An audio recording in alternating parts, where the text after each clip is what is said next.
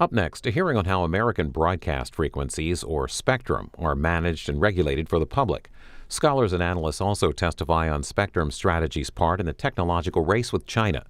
The Senate Commerce, Science, and Transportation Committee hearing is about 2 hours.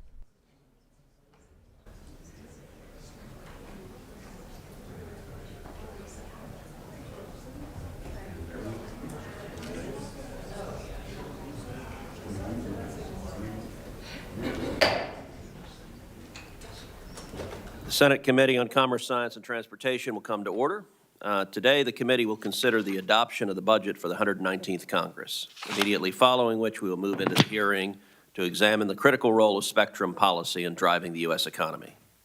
The budget resolution authorized the expenditures by our committee from March 1st, 2025 until February 28th, 2027. We were given this allocation by the Rules Committee, who directs each committee to report an authorization resolution for a 2-year budget period. That's the end of my extensive remarks, since this is a ministerial task that will hopefully be adopted by unanimous consent. And with that, I recognize the ranking member for a motion.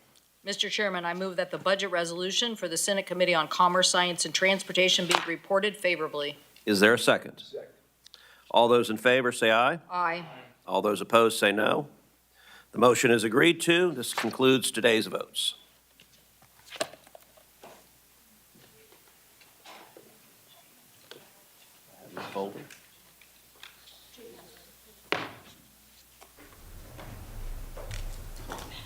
Okey doke.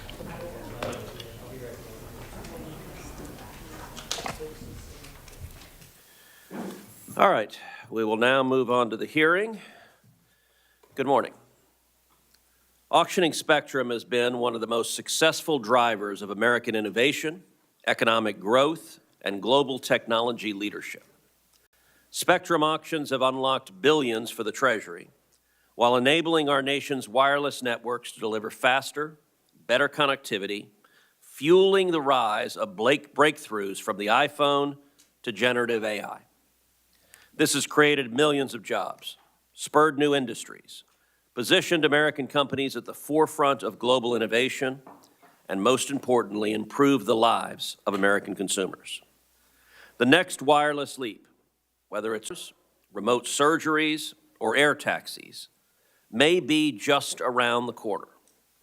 But whether Americans will reap the benefits and whether it will be made here or overseas depends on our will to unlock more spectrum. We stand today at a critical juncture.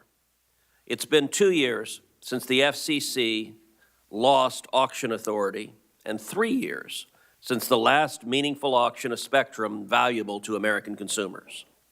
The dithering and the inaction, sadly characteristic of the prior administration, yielded nothing. Meanwhile, our spectrum innovation lags the rest of the world as China, an adversarial surveillance state, threatens to control worldwide communications networks. Thanks to this new Congress and the historic election of President Trump, we have an opportunity to build better and faster networks, to create tens of thousands of high-paying jobs, and to secure America's global technological lead. The Spectrum Pipeline Act, which Leader Thune, Senator Blackburn, and I introduced last year, would restore FCC auction authority and end our spectrum drought. Through a clear pipeline of mid-band spectrum, American companies will have the certainty they need to invest billions in their networks and lead the world in revolutionary innovation. Certain special interests, aligned with adversaries like Huawei, have falsely portrayed a spectrum pipeline as a blunt instrument to deprive the Defense Department of the spectrum it needs to engage in 21st century warfare. To the contrary, our bill ensures both consumer interests and defense capabilities are protected. The bill has a generous time frame for performing the necessary feasibility studies so federal missions are not degraded. And it uses the existing deliberative process, which is carried out by technical experts across the federal government, including DoD, to begin auctioning a fraction of underutilized federal spectrum. But studies are not enough to spur action. We need clear goals. For many years now, U.S. government incumbents, particularly bureaucrats in the Pentagon, under the direction of General Mark Milley, have insisted that they are using every single megahertz as efficiently as possible and must maintain absolute control of their vast spectrum holdings. Look, I am more than open to compromise on what the aggregate pipeline target number should be, but 0 is objectively unreasonable. And no institution should be afforded blind deference, especially not one that can't even pass an audit and that claimed that leaving billions in tanks and helicopters and weapons in Afghanistan was more efficient than bringing them home. But don't just take it from me. Military analysts with firsthand expertise agree that we're falling behind, both in terms of its effective usage and in the development of intellectual property and wireless capabilities. Further, the Pentagon is not the only user of the airwaves globally. Many of the bands used by DoD currently are also used commercially in countries like Taiwan and Japan and Korea. If DoD is technically unable to operate alongside wireless carriers using these bands domestically, how on earth could we expect to prevail in a Pacific conflict? It simply is not credible. There are also significant opportunity costs for our national defense in delaying spectrum auctions. A pipeline would be lucrative, raising $100 billion or more that could go directly to rebuilding our military, to funding border security, and to financing Coast Guard polar icebreakers. That's an incredibly valuable offset for the reconciliation process we're undergoing right now. But the risk of doing nothing is broader than lost revenue. We are fighting a global technology race against Communist China.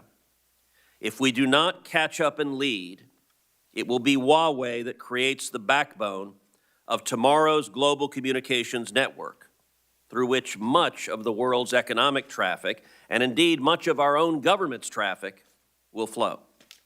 Chinese infiltrations, like the recent Salt Typhoon attack and the release of DeepSeek, are but a small preview of a future where Chinese equipment sets the standard and dominates global networks.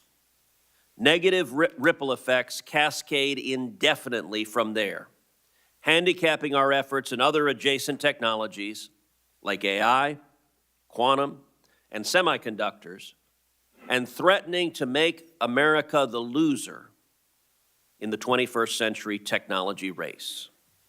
We cannot allow that to happen. Now is the time. Let me make a final point. The Commerce Committee, as we take up reconciliation, will move forward on spectrum. It would be an abdication of our responsibility to do anything otherwise.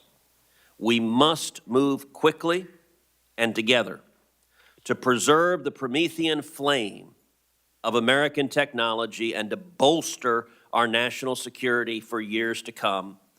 We must prevail in the race against China. I recognize the ranking member. Thank you, Mr. Chairman. Thanks for convening this important hearing. I look forward to hearing all our witnesses and your expert testimony on the subject, and I look forward to working with the chairman and all my colleagues in any way possible to resolve our previous conflicts on these issues. Last Congress, the committee worked to expand commercial spectrum access while protecting critical Department of Defense and federal system infrastructure, and I think we can all agree on two facts. First, the commercial industry needs access to more spectrum to innovate and bring new technologies to market. But second, the vital national security, aviation security, and essential federal capabilities that rely on spectrum must be protected. One of our witnesses, I think, characterized it best. Mr. Clark, in his testimony, said, quote, "The U.S. military will need to operate in additional areas of electromagnetic spectrum to address the increasing challenges of the threat environment." to overcome its numerical and geographic disadvantages to China, end quote. I couldn't agree more. During the last Congress, I worked to try to balance those access issues with national security efforts, and many of my colleagues on this committee have directed the Department of Commerce to have a larger role in trying to define the issues of agency overlap in this area of spectrum. That led to the Department of Commerce and the Joint Chiefs of Staff agreeing on the legislation that we put forward that would open up more spectrum for commercial uses and study basically how we could work together on spectrum sharing. So I want to continue to focus on how we get this right. We need to ensure that our global leadership in advanced wireless technology against China is there. However, we need legislation and leadership that doesn't abandon our national security goals. I know it's easy to say this is what I want to do, but I'm firmly convinced when looking at the past history here, the only thing that's going to work is the collaborative, hardworking efforts and probably test bedding of technology that will allow us to get this right for the future. In 2019, the FCC auctioned 24 gigahertz band, endangering our ability to track and predict hurricanes. In 2020, the FCC approved Legato's petition to use satellite spectrum for 5G and risk severely disrupting essential GPS service. The U.S. government is now facing a $39 billion lawsuit because of that debacle. And in 2020, the FCC also rushed to auction the C-band, which was adjacent to spectrum used by airline altimeters. Concerns about interference with those flight safety systems nearly caused the FAA to ground all flights. It also put $81 billion worth of private investment by wireless industry at risk, significantly delaying the deployment of 5G in the United States. In early 2000, Congress had to spend about $1 billion replacing the radar system on the B-2 stealth bomber because of uncoordinated changes to spectrum allocations. This is exactly what I'm talking about when we say we need to work together. We cannot continue to have this play out in a way where we're not thinking about our military capabilities. In Ukraine, we are seeing how essential spectrum is every day. The Russians are jamming Ukraine drones, communications, GPS, and satellites. This all shows that our military needs to be nimbler, more flexible if we are going to succeed in our operations in that kind of contested and congested spectrum environment. And let's face it, today, our warfare does depend on spectrum-enabled communications. As one brigadier general who was in charge of cyberspace and warfighting said, quote, spectrum is no longer just an enabler of the warfare, it is the warfare, end quote. So today's victories and battles really will depend on us getting this right. And if we lose the spectrum war, we lose the war. Today's hearing is about how we keep the U.S. globally competitive while China and Russia and other foreign adversaries are making inroads that we need to assert our leadership in the rest of the world. So I would like to work with my colleagues on legislation that would help us get this right and continue to move forward. I will also note that President Trump, in Mr. Clark's testimony, has a line, quote, the most challenging driver of U.S. spectrum policy access requirements will be the Trump administration's initiative to establish a comprehensive missile defense architecture for the United States, end quote. Well, I don't know how we can do that if we give the spectrum away. So I look forward to today's hearing, and I thank my colleagues for this and the chairman for this important hearing. Thank you. I will now introduce the distinguished panel of experts we have testifying. Joining us today is Dr. Thomas Hazlett, Professor of Economics at Clemson University. Dr. Hazlett served as the chief economist of the FCC and is a noted expert in telecommunications policy. His book, The Political Spectrum, chronicles the history of American spectrum regulation and how spectrum policy reforms, such as public auctions, generated explosive technological innovation and economic growth. Our second witness is Dr. Charles Bayless, a professor of electrical and computer engineering at Baylor University, the oldest continuing operating university in the great state of Texas. Dr. Bayless currently serves as director of Smart Hub, a DoD Spectrum Innovation Center that organizes research efforts among 25 researchers across 15 universities to revolutionize the increasingly crowded spectrum used by both DoD and non-military users. Our third witness is Matt Pearl, Director of the Strategic Technologies Program at the Center for Strategic and International Studies. Mr. Pearl has more than 14 years of government service, including most recently as advisor to the National Security Council. Prior to that, Mr. Pearl served as Associate Bureau Chief of the Wireless Telecommunications Bureau at the FCC, where he helped transition the use of DoD spectrum to include commercial wireless use in multiple bands. And our final witness, Brian Clark, is a Senior Fellow and Director of the Center for Defense Concepts and Technology at the Hudson Institute. From 1982 to 2013, he served in a variety of roles in the United States Navy. While in the Navy, Mr. Clark received the Department of Navy Superior Service Medal and the Legion of Merit. And we will start, Dr. Hazlett, with you. You are recognized. Thanks very much, and I thank everyone for their kind invitation to participate in today's discussion. Radio spectrum is a vital component of the modern economy, yet artificial scarcity has been imposed by public policies that prevent entrepreneurs from moving underutilized spectrum resources into their highest valued uses. Such impediments have long been a problem. Dating to the 1927 Radio Act, facets of the law require mother may I. The term of art describes the slow process wherein idle bandwidth is discovered, defined in scope, and then transitioned into productive employments. Needless permissions and red tape too often limit markets and impede America's economic growth. Bands have been reserved for maritime communications in Utah. The Forestry Service has enjoyed exclusive frequency rights in New York City. And today, some 35 channels from the TV allocation table of 1952 are still reserved for terrestrial over-the-air broadcasting. I Love Lucy may have benefited from this arrangement back in the day, but we now have more efficient means to deliver video using cable, satellites, and broadband internet. These long lags continue to plague entrepreneurial ventures, reduce competition, and frustrate wireless consumers desiring more bandwidth for enhanced communications.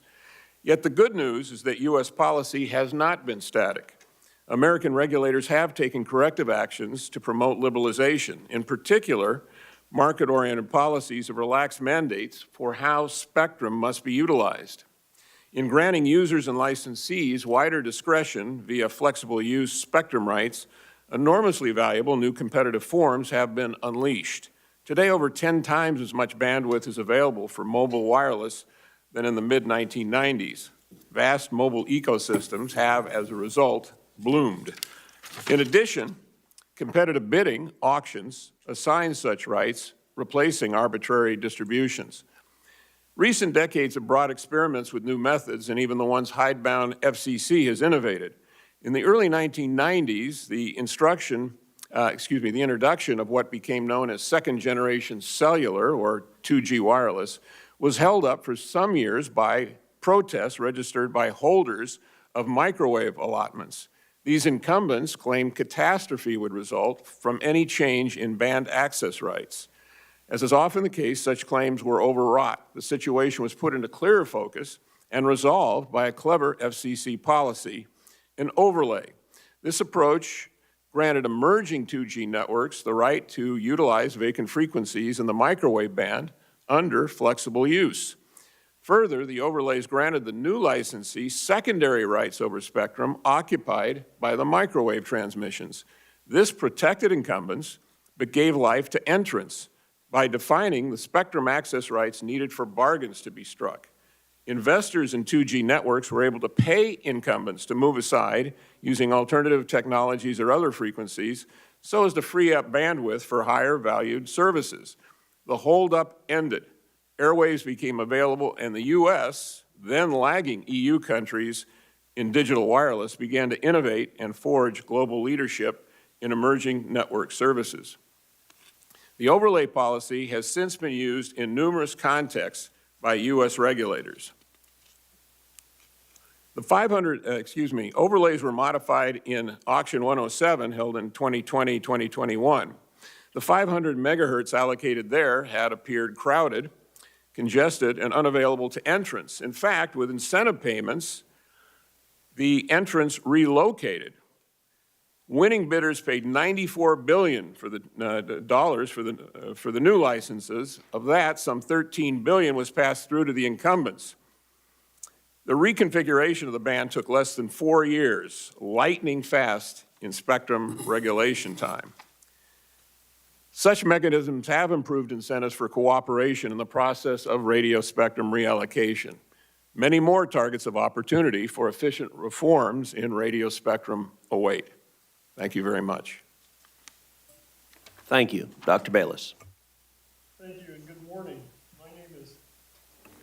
Thank you. We'll try that again. And good morning. My name is Dr. Charlie Bayless, and I serve as Professor of Electrical and Computer Engineering at Baylor University and Director of Smart Hub, the Department of Defense Spectrum Innovation Center. SMART stands for Spectrum Management with Adaptive and Reconfigurable Technology, and Smart Hub consists of 25 U.S. citizen researchers across 15 universities and 13 states. Our unified mission is to make spectrum usage adaptive and reconfigurable, from policy all the way through circuits. We have been established through congressional appropriation support and commissioned through the Army Research Laboratory. We are not a typical collection of academicians. We do not desire merely to publish papers on technology that will stagnate in a laboratory, but to quickly put superior technologies into the hands of our warfighters and into the hands of consumers. We want to put America first in spectrum, arguably the most important dimension of battle and a very valuable natural resource. As a center, we are creating adaptive and reconfigurable technologies that will provide a win-win for military dominance and economic growth. By adapting, we aim to provide flexible, opportunistic spectrum capabilities to military systems and 5G and 6G commercial wireless systems, maximizing performance in whatever band they operate. We can also simultaneously enable the construction of the Iron Dome for America. 2 weeks ago, we demonstrated our initial technologies for the Pentagon, Congress, and the defense industry right here in Arlington. As an example of some of our innovations, we have developed sense, react, and avoid, sense, predict, and avoid, and metacognitive techniques to choose the best available spectrum for operation in real time, and are looking to AI to speed spectrum selection. We are building a dynamic spectrum management system, or DSMS, that will include live interference reports to inform the real-time coordination of spectrum. We are working on reconfigurable plasma circuits and antennas capable of handling high transmission power levels that allow us to maximize radar range in under a millisecond after changing frequencies to avoid wireless communications. We are pioneering a novel measurement module that, when placed inside a transmitter chain, will allow us to assess what we are transmitting to avoid interference and improve our system performance on the fly. These techniques will allow both incumbent government systems and commercial wireless systems to have the functionality to work around each other. Technology innovation will convert congestion into opportunity. Many attempts to organize spectrum have been limited to regulation and re-regulation. But adaptive and reconfigurable technology will revolutionize spectrum use. It will allow us to both provide for the common defense and promote the general welfare. As the developer of adaptive and reconfigurable technology, the United States will gain an enormous international advantage both economically and tactically. U.S. industries will develop these systems and sell their technology worldwide. China will have to buy the technology from us. Commercial wireless systems will realize heretofore incomprehensible bandwidths, and our military systems will be the strongest, most agile in the world, dominating in the most important dimension of battle, the spectrum. How do we get to this situation from where we are today? This is a question that I, as the director of a congressionally funded Spectrum Innovation Center, have spent a lot of time considering and mapping to direct our research, innovation, and workforce development. If spectrum coexistence is like driving a car down a highway with other vehicles, we must develop adaptive and cognitive techniques to maneuver devices through a congested spectrum. In less congested environments, device-to-device interaction can be used to coexist, just as cars can pass each other autonomously in uncrowded highways. In more congested environments, like a traffic light, a dynamic spectrum management system will be useful for coordinating. So how do we grow into this paradigm from where we are today? You can't expect a kindergartner to drive a car. And we cannot expect rigid wireless technologies to coexist adaptively. In both cases, maturation and development is needed. We are mapping a technology development trajectory using Bloom's taxonomy. Widely used by educators in cognitive development, Bloom's taxonomy shows the progression from knowledge, which is the simple memorization of facts, to evaluation, the mature cognitive and adaptive approach to life.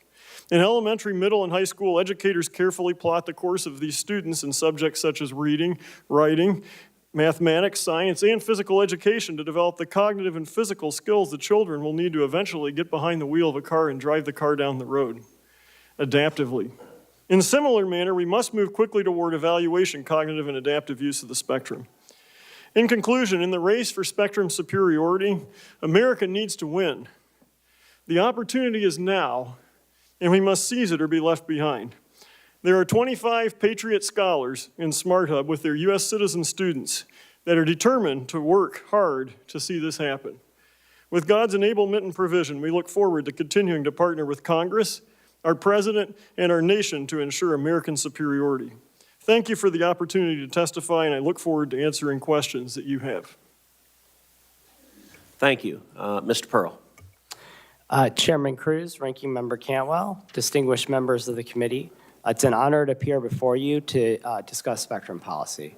The Center for Strategic and International Studies does not take policy positions, so the views expressed here are my own. In my testimony, I will explain the importance of establishing U.S. leadership in spectrum policy, draw attention to recent developments that undermine such leadership, and urge Congress and the administration to act to improve the U.S.'s position. U.S. leadership in spectrum is critical because the People's Republic of China is spending tens of billions of dollars to subsidize Huawei in an effort to control the future of this strategically vital technology. The U.S. is not and should not take the PRC's approach of massively subsidizing a single company. However, the U.S. should make available its other policy levers to counter the PRC, and spectrum is particularly critical. Until recently, our country was at the forefront of spectrum policy.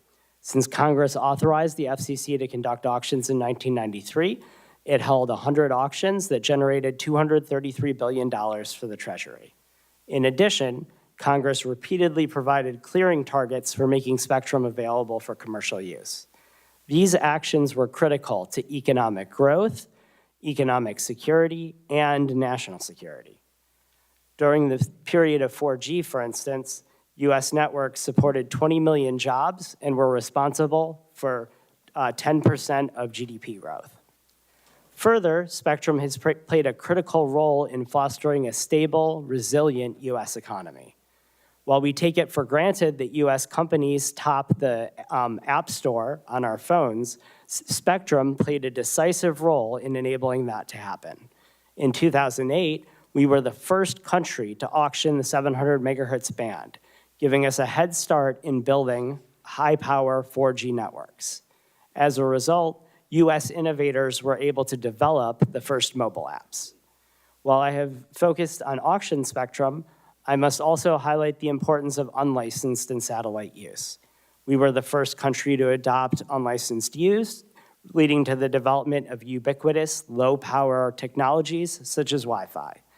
The U.S. has also been a leader in satellite spectrum, enabling U.S. companies to launch massive low Earth orbit constellations.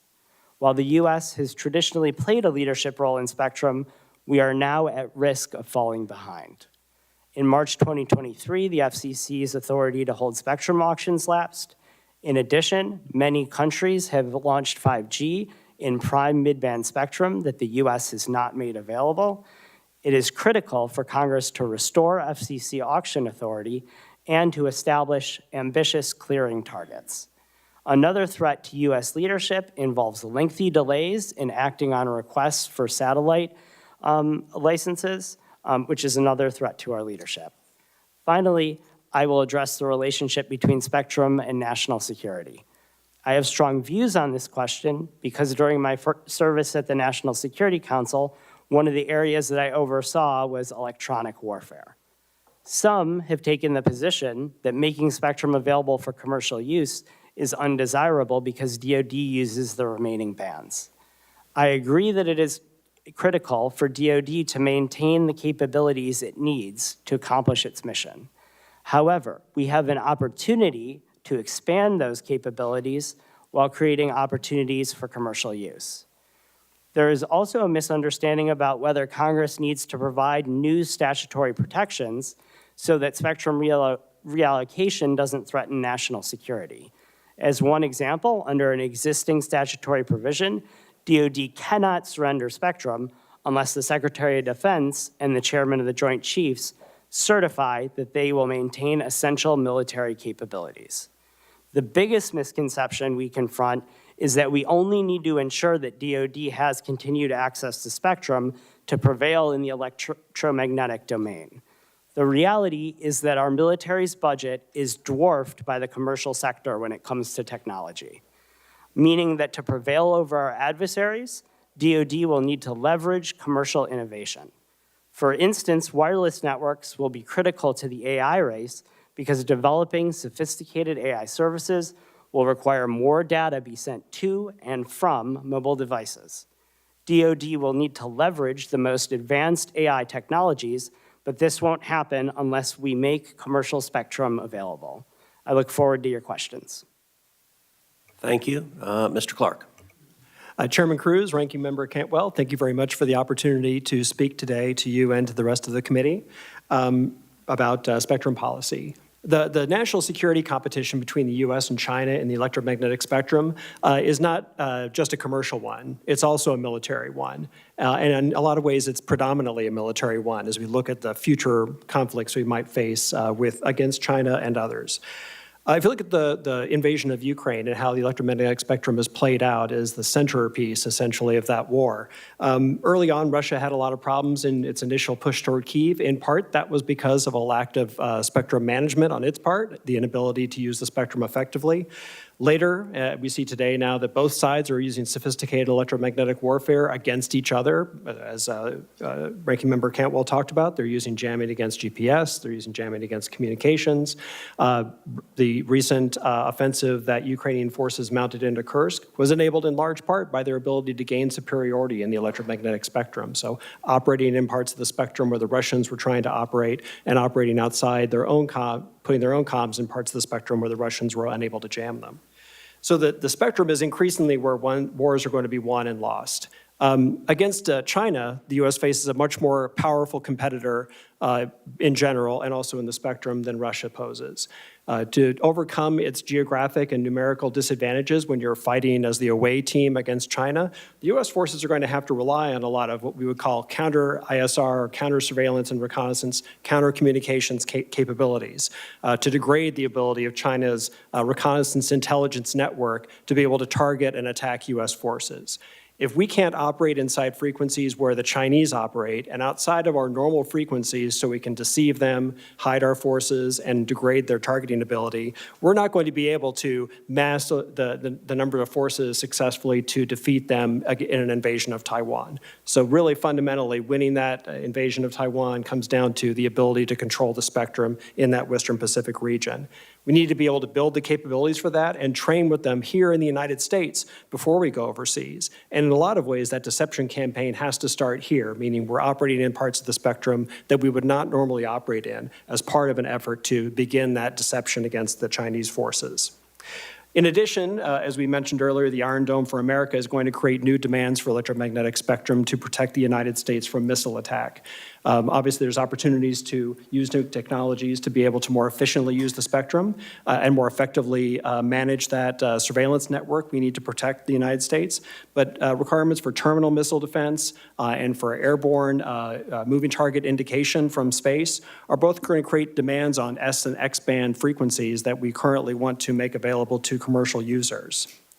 So the needs for the DoD in the spectrum are becoming larger and more complex. But that does not preclude that we would be able to share that spectrum between military and commercial users. It does mean we need we need to bring new technologies to bear, we need to bring new policies to bear, and there'll be some deliberative process so that we can figure out which parts of the spectrum can be made available and which ones really cannot because of physics and because of the number of systems we might need to be able to conduct the operation. Examples like CBRS, the Citizens Band radio service, and Ambit are good examples of where in the past we've been able to deconflict users in the spectrum between federal and commercial users, or share spectrum by taking advantage of new technologies for detection and relocation of spectrum users. But we need to be able to take the time and the analysis necessary to make those mechanisms feasible in the United States to support both the operations we need to do for things like Iron Dome, but as well as the training and preparation necessary to get our forces ready to go overseas and fight in a war where they're going to need the spectrum to make up the difference between their lack of mass as the away team and the large mass that's available to the Chinese as the home team. So we shouldn't fall victim to getting into a symmetrical competition with China over who's giving more of a particular part of the spectrum to the commercial users, and we should not unilaterally disarm our military capabilities in the spectrum. We need to work out ways so that both military and commercial uses can be taking advantage of our spectrum resources so we can compete on both battlefields. And with that, I'll be looking forward to your questions. Thank you. Thank you to all the witnesses for your helpful testimony. We'll now move to questions. Dr. Hazlett, I want to start with you. What are the specific economic benefits that putting more spectrum into the commercial marketplace would produce, and how would my spectrum pipeline legislation, which requires some full power spectrum to be made available to the commercial sector, benefit everyday Americans and American businesses? So additional spectrum. Can you turn your microphone on? Additional spectrum, particularly of the flexible use variety, has been found extremely important to increasing American productivity. It allows more things to be done with wireless applications and wireless networks. And in fact, the reverse is also true. When we've had these delays that have come into the system, we have actually taken the vital inputs out of the sector, and the progress has been stymied.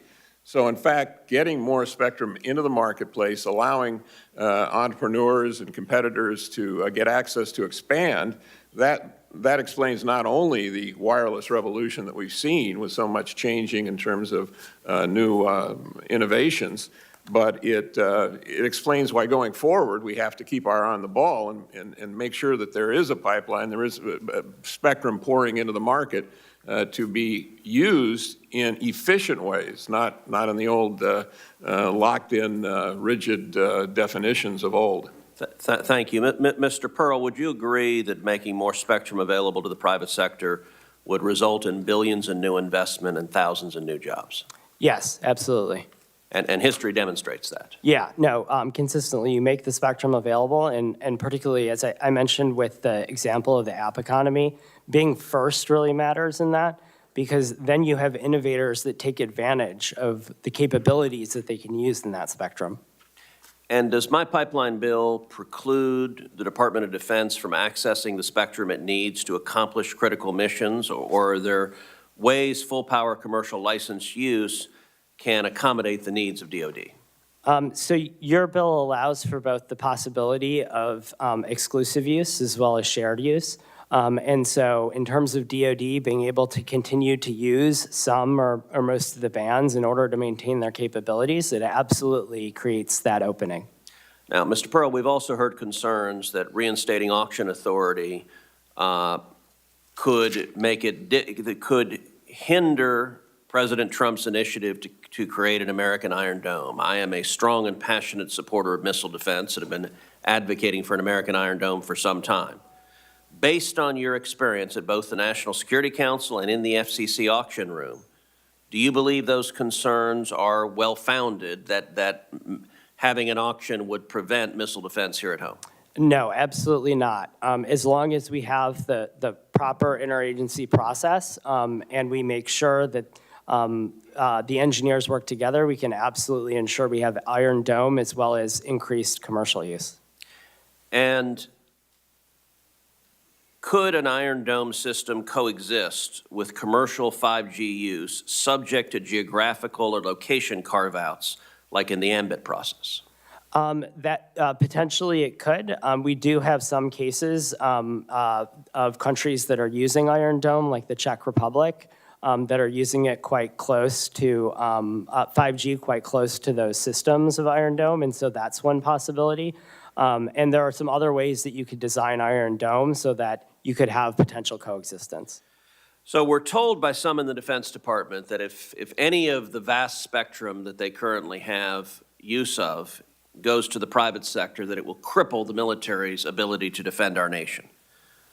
The facts make that claim highly dubious. Right now today, about 50 nations across the globe operate commercial licensed 5G networks in the 3.3 to 3.45 gigahertz band. To take an example close to home, Mexico's 5G networks operate on frequencies between 3.35 and 3.45 gigahertz. At full power, less than 30 miles away from Fort Bliss in Texas, where the U.S. operates ground-based radar systems in the lower third band. Likewise, Japan, South Korea, Taiwan, and the Philippines also have 5G networks that operate between the 3.3 and the 3.45 gigahertz band. Now, given the fact that on much of the rest of the world, there are commercial players operating in those bands, is it credible that our military cannot operate in the Pacific and we cannot operate if the commercial sector is operating in those bands? As long as the process is done responsibly, absolutely not. It will not cripple the military. Let me ask you finally, what would the consequences to national security be if China wins the race for 5G and 6G, and if the global telecommunication network is Huawei and Chinese-based? Is that good or bad for national security? And if bad, how bad? It's catastrophic for national security as well as both DoD and the intelligence community because we will not have access to advanced, trusted, secure technology. It's true that the U.S. will still ban Huawei, but the rest of the world will use Huawei. It will become more advanced. And it's not only telecommunications networks, which are obviously very important, but the plan the PRC has with Huawei is to leverage its control over telecom up the technology stack to be able to control other technologies. So I would say it's absolutely catastrophic risk. Well, and soldiers use cell phones. Yes, and absolutely, and that's something that we've discovered in Ukraine is that a lot of these mobile technologies can be incredibly valuable. They've been used to triangulate drone attacks. They've been used to create accurate geographic maps of the combat zones. And so we're already seeing how these cell phones are and mobile technology is critical. Ranking Member Cantwell. Thank you, Mr. Chairman, and again, thanks for this hearing. I actually so appreciate the panel of witnesses. Dr. Hazelwood, I think lots of members of this committee could give a critique of the FCC, and it would probably mirror yours in the issues of challenges of that agency in addressing our most urgent needs. And probably the fact of good broadband mapping lacking. And even when Microsoft produced one by zip code, they still didn't use it. So there's a long line of concern here about the current FCC structure. Dr. Bayless, love that you are training the next generation of young people to understand this dynamic because we will need it. There's a reason that the information age is just sucking up everybody out of college that now that you can produce, so keep producing them. Mr. Pearl, thank you for this crystallization of, I think your exact words are, quote, ensuring that we preserve critical military spectrum-based capabilities while creating opportunities for commercial access to spectrum. So that's it. That's what we're trying to do. That's what we tried to do in the bill that DOD and NTIA and the Department of Commerce agreed to. So the challenge becomes, and thank you, Mr. Clark, for your football analogy because of the away game, because I do think that really does give you a picture of what warfighters face when, but the one thing I struggle with is that if you could, I feel like people misunderstand where we are. It's like, I'm not saying we're playing at Pee Wee League, but let's say we're playing at the K through 12 league right now. But this shift in the dynamics and capabilities of the warfare that's going to take place based on spectrum, it's going to be, you're not going to be in K through 12 football, you're going to be in a Super Bowl. And how do we get people here to understand, as you said, you can't unilaterally disarm if the ascending technical capabilities and challenges. And I wonder if you could address white space. A lot of people talk about, oh, well, we can just, have dynamic spectrum sharing and you could, easily, but there's lots of ways that right now that is really detrimental to our efforts. Right, yes, Senator Cantwell.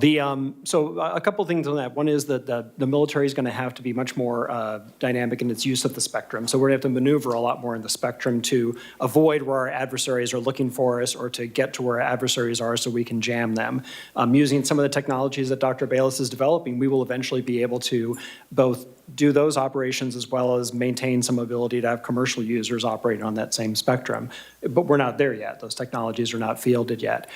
The reason being that our opponents, like we see in Ukraine, it's a constant cat and mouse game in the electromagnetic spectrum. And so you operate in one part of the spectrum, you quickly get detected and jammed, you have to maneuver to another part in order to be able to continue to communicate with your allies, be able to continue sensing targets and attacking your enemies. So this cat and mouse game in the spectrum requires you to be maneuvering back and forth, and you can't be isolated to a very narrow band of spectrum during operations, and we have to train to be able to conduct those same types of operations. But we're going to grow in complexity here, right? Right. We're just at a very elementary level, Right. and now it's going to grow in complexity. So I don't think, Mr. Pearl, you're not suggesting that we mandate auctions before we do all those technical feasibility studies, are you?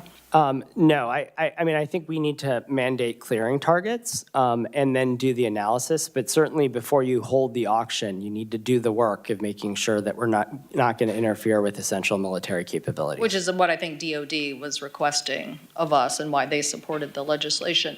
But Mr. Clark, back to this work, hard work like AMBIT and CBRS, how do we go forward here with those ideas? Because in the one case, it's Navy spectrum, right? And we hear a lot of great things about this.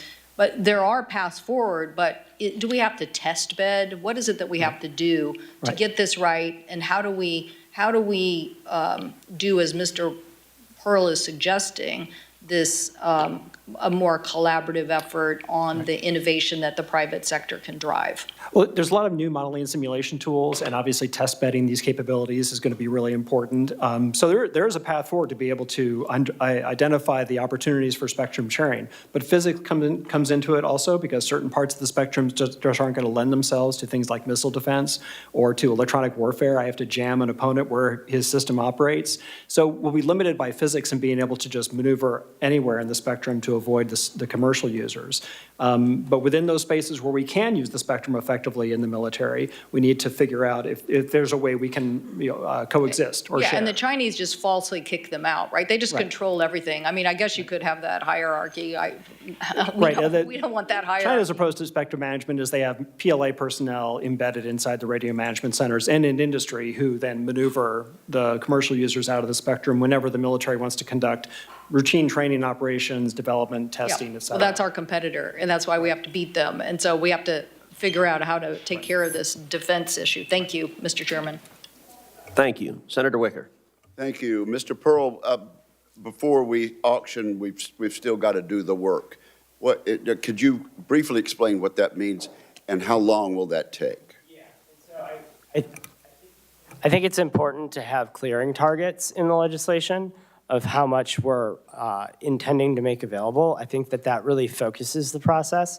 But doing the work occurs at several different levels. The most important level is the engineers from the different agencies, right? The laws of physics are not political or partisan. The laws of physics are what they are, and you need engineers who are going to share information and work together. And I've seen just the most brilliant solutions come out of that in some of these bands that we've talked about. Including engineers from DOD? Yeah, absolutely, including engineers from DOD. But you need the White House leadership to work with the heads of the departments and agencies so that the engineers know to share information, to be cooperative, to work together. Because what you don't want is a situation where, and there have been examples where there isn't that collaboration, and as a result, oftentimes decisions get made by the FCC or others that are less than optimal. Okay, you don't speak for CSIS. You're giving us your own views. Are there learned persons within CSIS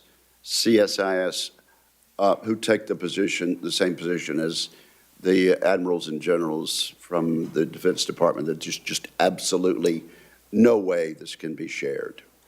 You have colleagues who believe that. So I think that Clayton Swoop, who does a lot of our work on the defense side, would certainly advocate for some of the defense equities, although I wouldn't necessarily say that he takes their side on everything. But so you're saying that, and we could perhaps get him here, or I could call him, but perhaps he would even say there is some scenario in which some of the spectrum could be shared and not hoarded. Yeah, I think that there's a willingness on the part through CSIS to find those practical solutions so that we can accomplish that. Mr. Bayless, do you speak for Smart Hub or for yourself today? That's a good question. I believe I have really tried to consult my team. Is there a minority view there that does not agree with you? I do not believe so. I believe we are unified in the sense that we're trying to develop adaptive and reconfigurable technology to solve the very spectrum crisis we're Would it be helpful if you had somebody inside the team who was the devil's advocate and could bounce these absolute objections against your view? Devil's advocate as to what? I'll tell you, when we get the military and the SCIF, I'm not giving away any secrets. I said, just is absolutely impossible. We can't give an inch, and anything that the chairman might advocate will be detrimental to national security.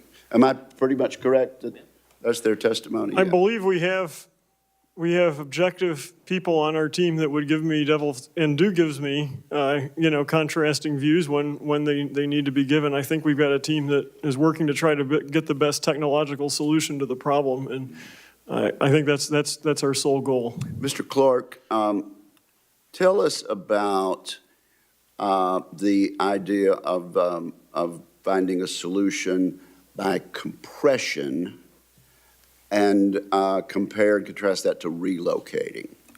Yeah, so the great point, Senator. So compression or spectral efficiency is looking at ways to use digital technology to narrow the beam width or bandwidth that a sensor needs for for example, a radar, to be able to put enough energy downrange to be able to detect a target and track it. So using new digital technologies, we're able to reduce the amount of spectrum that a sensor might need to be effective. And there's a history to this. Yes. So over time, the DoD has done this with different sensor technologies as we replace and recapitalize the new generation of radars that's coming into DoD right now.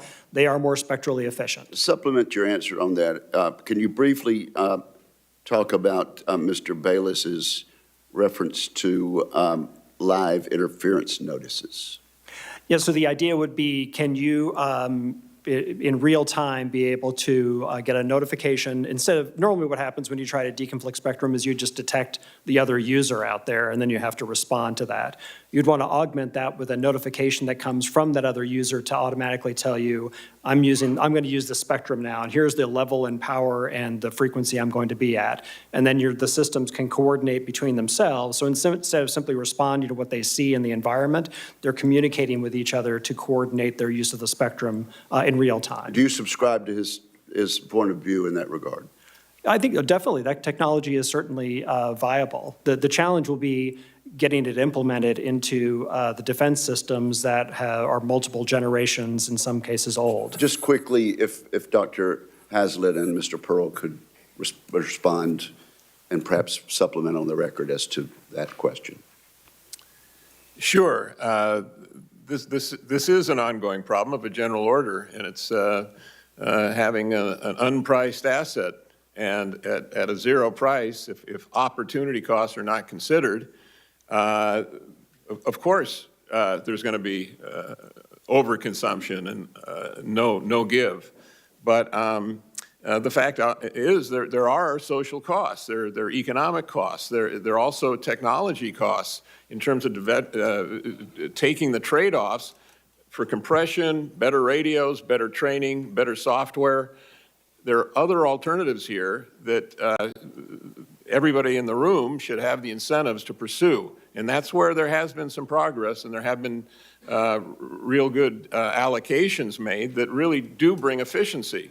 But to say that we're not going to look at efficiency, yet we need more and more and more, you're undermining the quest for efficiency. That's undermining both civilian and military applications. Mr. Chairman, I realize I'm way over time. Thank you. Senator Fisher. Thank you, Mr. Chairman, and thank the panel for being here today. We know the context of this hearing is about whether and how to use spectrum in a reconciliation bill. One key focus I'm hearing is on revenues from the new spectrum pipeline that's only for exclusive commercial use. I want to stress for my colleagues that we must also weigh the cost and the timelines to relocate existing users for this type of pipeline. The Department of Defense is one of the users, with missile defense radars and satellite constellations providing critical capabilities. DoD losing access to its spectrum bands entirely, which is what vacating or clearing spectrum means, comes with huge risks and will end up costing us more. Replacing national security systems, if that is even possible, would cost hundreds of billions of dollars, and we all know it would take decades to be able to finish. So a pipeline estimated to raise by CBO, based on current proposals, between $10 and $15 billion in a 10-year budget window, may actually take 20 years to transition. I agree there are technologies that could make sharing spectrum possible, but DoD must have a seat at the table when its spectrum bands are studied and tested. Otherwise, we lose them. We risk losing access to this finite resource forever. Mr. Clark, what specific military capabilities could we lose if lawmakers on this committee do not fully consider these realities before pressing ahead? Well, Senator, I think the key capability would be sensing technologies needed for air and missile defense. So in the lower S-band, lower X-band. Could you explain what S right. and So X-band lower, are? the lower part of the 3 gigahertz range in the S-band is really important for air and missile defense because it gives you that combination of resolution and range that allows a radar to be pretty effective at tracking incoming targets. And then we need radars that operate up in the X-band, which is the 8 to 12 gigahertz range, but the lower part of that generally, to be able to differentiate small targets and be able to target them and be able to direct an interceptor like a Patriot missile to go hit them and shoot them down. So we have to see them and identify them. Right, so you need to both see them and then target them and track them. And that requires essentially 2 different sensor technologies to be either combined in the same radar or be in different radars. That's how the Patriot system works. That's how the Aegis system works that the Navy has. So if we were to relocate out of those parts of the spectrum, you lose the physics that allows those sensors to work effectively. And we'd have to either have more sensors or come up with a different approach. So that's why sharing might be an effective alternative, but relocating them entirely may not be feasible because of the physics. You know, Mr. Clark, I have concerns about the role that China has played in influencing our spectrum policy in this country. We're being told that we have to keep up with China, that they have far more mid-band spectrum available, that their carriers can use the lower 3 for mobile networks, and that there have been no negative impacts to China's national security. Well, you know, in reality, China only has 10 more megahertz of mid-band spectrum available for mobile networks.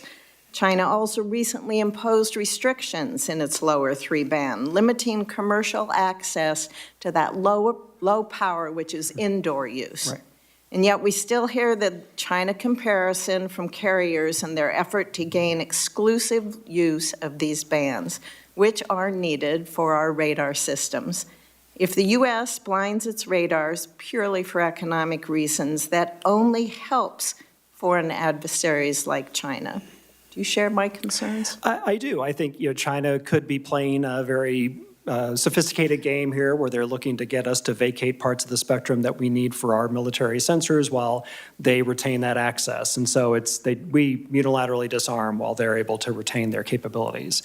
Because as I said before, they have the ability to move commercial users out of the spectrum basically whenever they need to for their routine government purposes.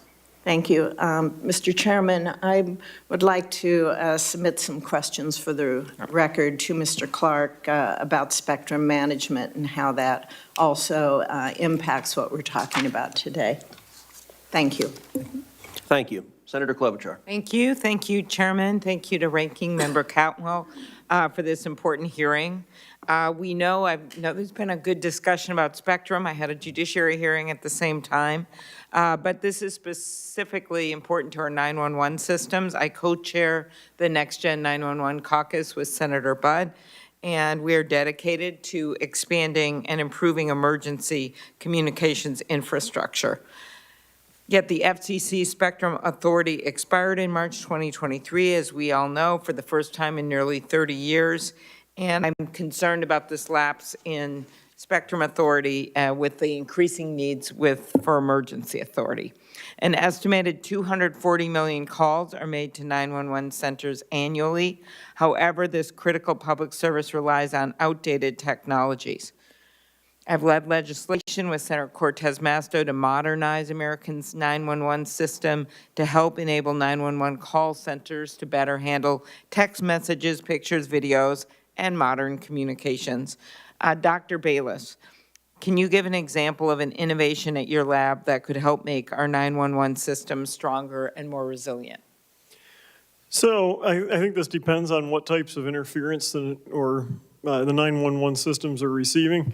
But an innovation that we're finding in our lab that could really be helpful, well, there's two of them. One is we've got reconfigurable circuitry that can reconfigure within under a millisecond.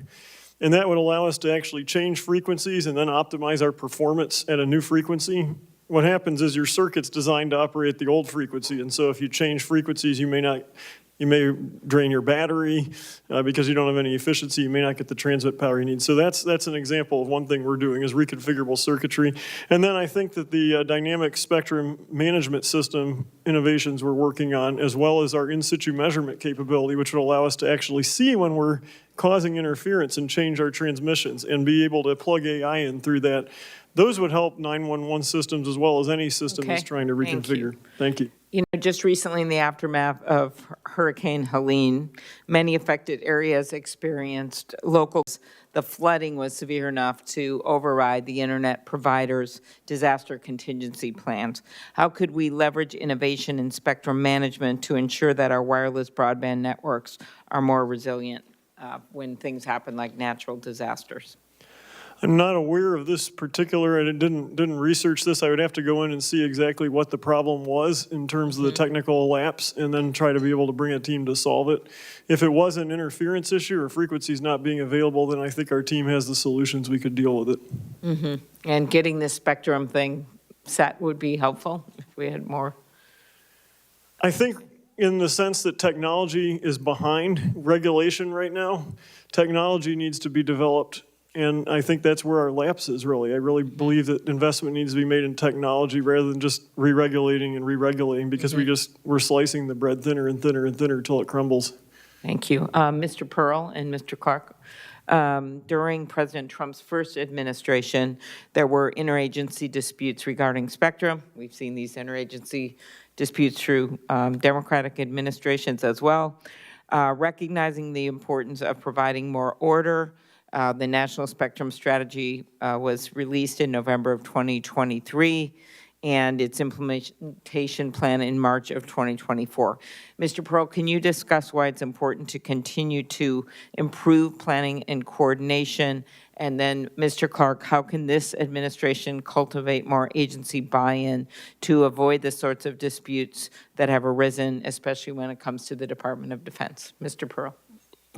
So you can't work out these issues on an engineering level unless you have the proper interagency coordination, and that has to come from the White House really demanding that the agencies work together and participate in a robust way and have the right engineers who are there to work out the problems and really mandate that they share information. That's something that we've run into in the past where an agency that wants to continue to use the spectrum isn't willing to play ball and share information so they can work together collaboratively.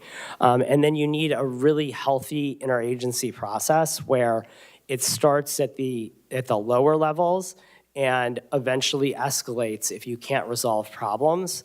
That's incredibly helpful because if you just have the White House weigh in without having all the information and having that refined skill set of issues that comes from the interagency process, then in some cases the right decisions don't get made. Yeah, we're experiencing a little bit of that right now, but I'm not going to go there. Okay, Mr. Clark. And so it requires leadership, both in the White House, but also in the departments. My discussion with the leadership of the current, team in the Defense Department showed that they are very willing to engage in this interagency deliberation to figure out the best way to use the spectrum. And there's a lot of modeling and simulation tools that Dr. Bayless and others have that could help us to figure out what are the opportunities for sharing and even coexistence in adjacent spectra. Okay, thank you. Thank you, Chairman. Thank you. Senator Blackburn.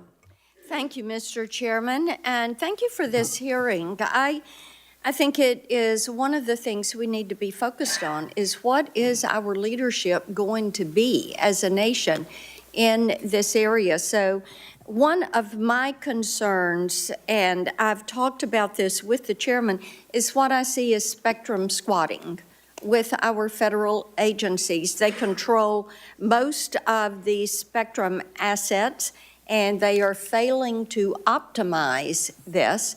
And I have for years advocated that we do a good inventory so we know who is using what spectrum where, and then be able to recoup it. Because it does not matter what project is being worked on, whether it is wireless, whether it is the MUOS system, whether it is LEO. Everybody in the DOD is working with the private sector because they are leading the innovation. And for federal agencies, Mr. Chairman, to squat on this spectrum and to not use it and to not want to yield it back and not want anybody to know what they've got, it disadvantages us as a nation. And we know that recouping it, going through the auction process, would yield billions and billions of dollars, as much as $100 billion. And we need that because we are in a race with China when it comes to leading in this area. And we don't have time to waste, and we don't have time for squatters to bicker with what they're going to do with this spectrum. Mr. Pearl, let me come to you. This last World Radio Conference was a hot mess for the U.S. We were unprepared. We had not done our homework. And if we're going to continue to be a world leader, we are going to have to be prepared. You mentioned this in your testimony, and I appreciated that you did, because I think it was embarrassing that we were unprepared for the leadership road.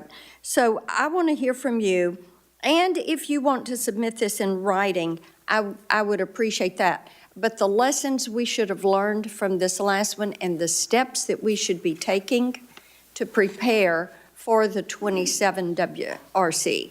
Yeah, so I think one of the lessons we learned is, so the next work is work 27, and that's tomorrow in real terms, which is the preparatory process is incredibly quick, and arriving at positions is going to give you a huge advantage vis-a-vis China. And so I think that it's just important to have Congress, when it reauthorizes FCC auction authority, as well as the White House, to make sure that these issues are resolved early and that you don't have the U.S. coming in late with positions. I also think that it's important as And we're... I think that we know what those positions are, rather than squishing through the whole thing. That'd be helpful. Yep. Okay. Homework for each of you. You know, there are disputes, interagency disputes about how to use spectrum. So each of you have touched on this, but in writing, I want from you what your recommendation would be to resolve these disputes. We have to recoup the spectrum. We have got to look at how we slice these bands and put more, Mr. Clark, as you were saying, into that bandwidth. So help us with your best thoughts on that. Mr. Pearl, I want to come back to you on AI, because when we talk about AI and quantum and the utilizations that are there, we know more spectrum is needed. And in Tennessee, I repeatedly hear from innovators, whether they're working logistics, they're working on something for DOE or DOD or healthcare. They talk a good bit about this. But with AI, I think it's important to get on the record how spectrum constraints would actually hamper AI development and deployment. Yeah, I'm absolutely happy to submit that on the record. I think one of the important points is it would hamper things not only on the commercial side, but also on the DoD side of things, where, you know, there are really interesting AI applications for first responders in terrorist attacks and things like that, and leveraging it to make the right decisions. And that is something that's directly applicable to what DoD does in the battlefield. So, you know, another example is, you know, we've talked about spectrum, but to really advance, what we need AI to do is to be able to take all the sources of information, spectrum, OPSEC, cyberspace, thermal imaging, just all of these things, and generate real actionable insights. And we can't do that unless we have those commercial technologies and we're winning the AI race with China. Now, add to that the satellite systems. Thank you, Mr. Chairman. I yield back. Thank you. Senator Rosen. Thank you, Chair Cruz, Ranking Member Cantwell. Thank you to the witnesses for all of your work, your education, your what you bring to the table here, because our nation's spectrum, we know, is one of our nation's most important resources. So spectrum policy must be thoughtful, it has to be deliberative, and unlocking innovation while protecting our national security.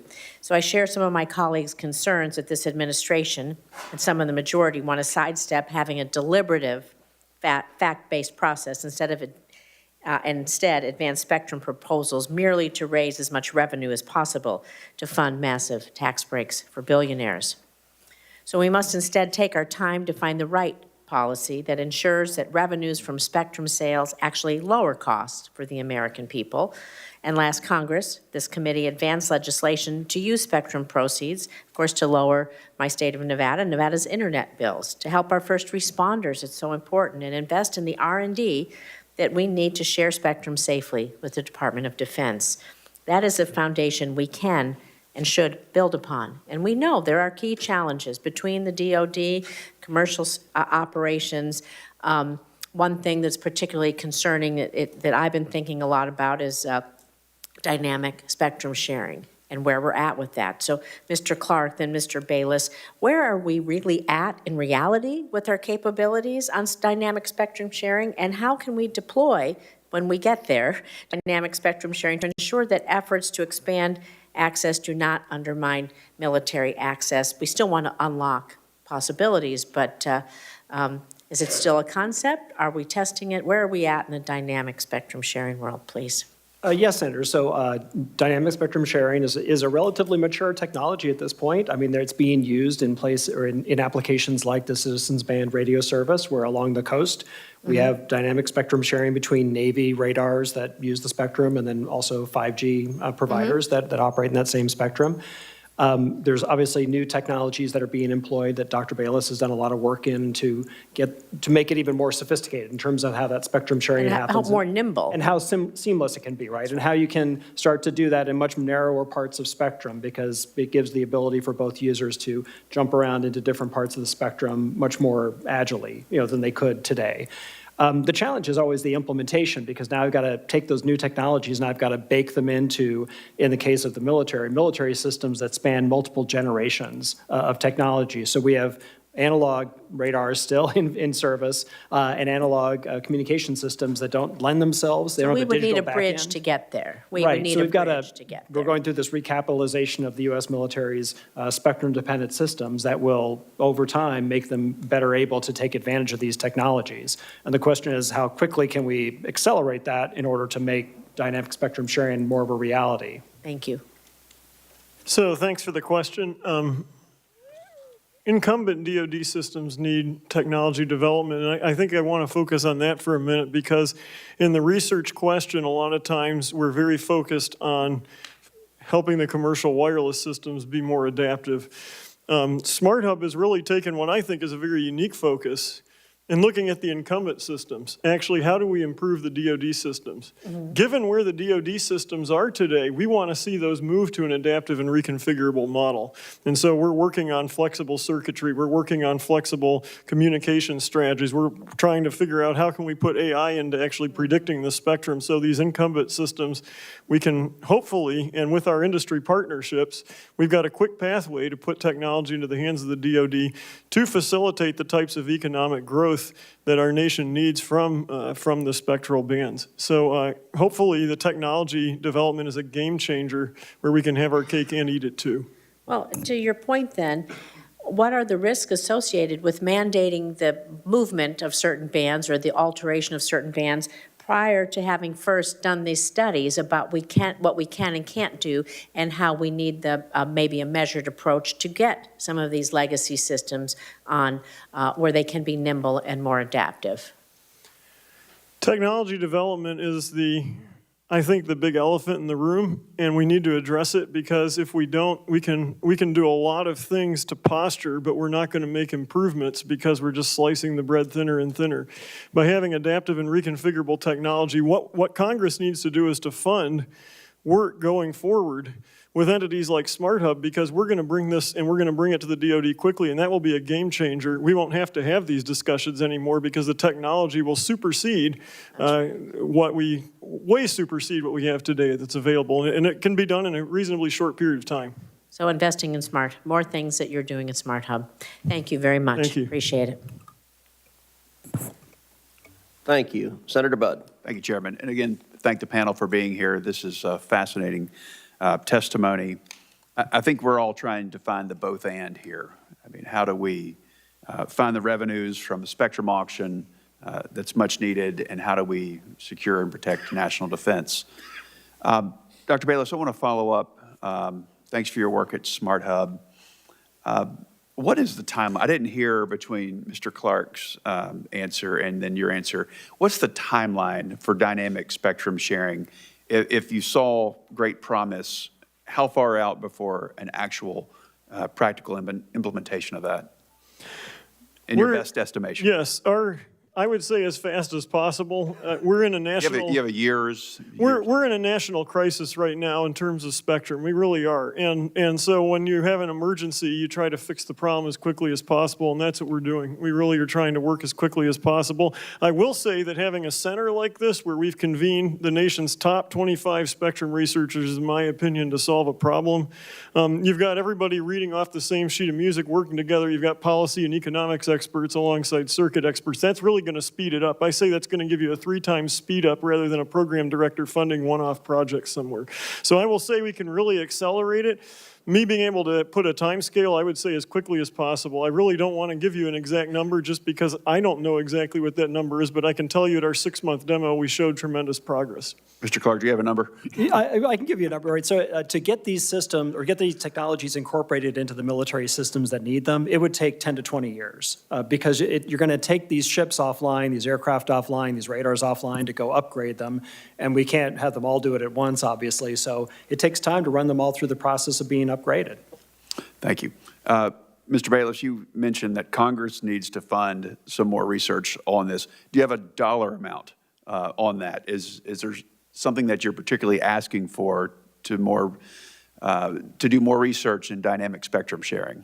Well, thanks for asking. So Smart Hub is annually funded by an appropriation right now. We've gotten one so far, and we are in this bill coming from the House side with Mr. Sessions, and we were asking for $5 million for this year. We've been working off a $5 million budget. Should industry also bear some of the burden of this? So our technology transfer model actually is going to line up investors very early on in the process, and also industry. We're building industry partnerships quickly so that essentially investors will start pouring their funds in when they see the technology, and we're already building DoD contractor pipelines that will not only put the technology in the hands of the warfighter, but through this pipeline will fund more research. So we've got an ecosystem that just needs a runway to get the plane taken off. Thank you. And we're not going to be hopefully coming to you infinitely for money. That's not my goal. And the reason for me not stating a year isn't for me to say, hey, we've got to continue this infinitely with support. I think I just want to be cautious about promising anything and not delivering on it. You didn't give us a year, but you did give me a dollar, so thank you very much. Mr. Pearl, a question for you. I appreciate your statement that spectrum is critical to economic security, because, and I'm quoting you, because it provides a foundation for U.S. companies to innovate. So what is your assessment of when innovation might be stifled given the increasing data traffic? So I think that it hasn't happened yet because we had some recent auctions in the last administration, but I would say probably in the next 2 years we would see some real impacts. Although I would say Congress has to act much sooner than that because it takes time once auction authority is restored to have the auctions. But in terms of when you'll really have an impact on our ability of our networks to handle the loads, I think it could be in the next year or two. So would upgrades to existing 5G, would that buy us some time? It could, but you know, there are some fiscal constraints on that, which is that the company spent $190 billion so far upgrading their networks for 5G. And that's been great. That got us through COVID. We have all these wonderful fixed networks. And so just their ability to do that might be constrained. And it could be that spectrum is the only solution at this particular time. Thank you. And Mr. Pearl, continuing. So in your experience in federal spectrum management, how important is White House leadership on this? And do we need more and more clear leadership from the White House than we had in a previous administration on this issue? So White House leadership is absolutely critical, although I would say that in my view, it does start with Congress in terms of establishing some clearing targets and some guidance that really strengthens the hand of the White House and working with the agencies. But yeah, without having from the president on down and having the willingness from people like the National Security Advisor, Director of National Economic Council to actually spend time on these issues and prioritize them with everything else that's going on, because that's ultimately how you get things done and ensure that everyone in the interagency has their marching orders of how to make progress. Thank you, Chairman. Thank you. Dr. Bayless, you told Senator Budd a second ago, you said that we are facing a national crisis in spectrum. Could you articulate explicitly what you mean by that, what national crisis we're facing? We have applications that need to have spectrum real estate, so to speak, and we don't have enough bandwidth for all of them. And so the way we're currently doing spectrum by fixed allocations of spectrum is just not going to work moving forward. So we need technology to support the movement of devices in real time between spectral bands. And it's a paradigm shift. We really need a paradigm shift badly, or we've got too much trying to use too little. Thank you. Senator Schmidt. Thank you, Mr. Chairman. I really do believe that over the last 3 years, the U.S. has ceded a lot of leadership in spectrum policy and 5G innovation, both domestically and internationally. That's not good news. Under the first Trump administration, we went from stagnation to global leadership. Congress passed, I wasn't here, but Congress passed the Secure and Trusted Networks Act. But in the time since then, the last 4 years, just the Biden administration's failure to act and focus on, divisive things like DEI has really set us back. I am one of the members that serves both on Armed Services, Senator Budd also, and the Commerce Committee. And so there's a bit of a balancing act, I think, that goes with this. And while I think DOD should have a voice in this process, I strongly believe that Congress has already established the NTIA as the primary authority for spectrum allocation, and it must lead rather than act as a rubber stamp for DOD. I think that's one of the issues, because national security has been heard today is very multifaceted. Economic security is national security, and China's coming for our lunch in more than one way.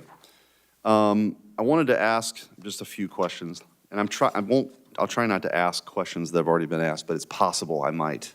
But Dr. Bayless, when we talk about spectrum management and enhancing the ability of commercial and defense users to sort of coexist in those shared bands, what role and how far have we come, and how far do we have to go for that to be really effective with AI as these advancements proceed? So it's interesting. AI can be used in multiple levels in the new spectrum sharing the new adaptive and reconfigurable paradigm. One level is to assess predict the spectrum that's going to be available for our use. And having this technology in the DoD and commercial hands is very useful. The second is actually inside the devices themselves to be able to optimize their performance, to make sure our radar transmitter can reconfigure its circuitry after it has to move in frequency to maximize its range so it can detect targets far out. We can use AI to help us reconfigure the circuits quickly and take measurements on board the device. So a lot of our technology developments actually equip this plug-in of AI. In fact, we have one of the world's AI experts, Professor Bob Marks, who has written great books on AI that Congress actually is on their recommended reading list. He's part of SmartHub and working very actively with us to infuse AI into our decision-making for our spectrum adaptive and reconfigurable devices. And of course, that allows you to maximize, right? Like allows you to actually maximize the bands of spectrum, right? As opposed to having maybe overutilization in one place and lack of utilization somewhere else. It's a predictive modeling. It really could. And I think AI has tremendous power, and we need to marshal it for being able to use the spectrum efficiently and to adapt our technologies to where the spectrum is maximally being shared. I'll throw this open for any one of the four. One of the things on a topic like this, to try to ask the question, for back home, I actually think that this is one of those topics that it just doesn't come up in a town hall. It doesn't come up on the stump, but it is of critical importance for our country. And so it's with those kind of topics then, how do you, if you were in our position, how would you sort of crystallize why this issue is so important for the American people? And I'd open it up to any one of you. Yeah. I'll take this quickly. I have to go out and tell people what we're doing. And one of the things that I say is spectrum's the most important dimension of battle. If you can dominate the spectrum, you're going to win the war. So from the DoD side, it's unquestionable.